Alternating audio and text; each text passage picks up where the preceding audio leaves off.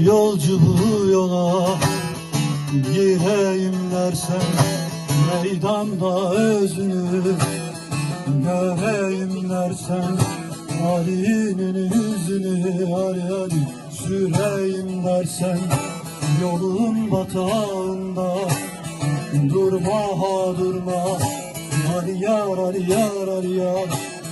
durma ha durma.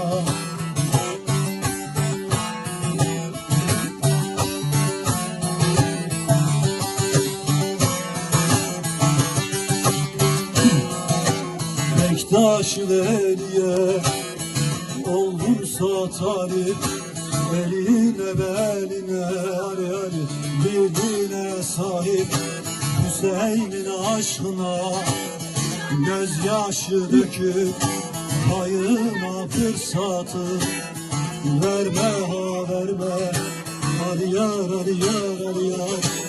verme ha verme.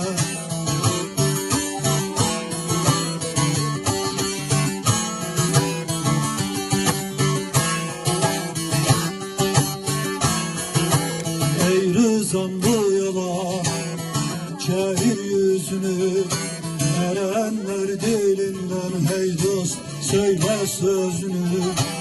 Bir Sultan Abdallah bağla özünü, Gezide fırsatı verme ha verme, Ali yar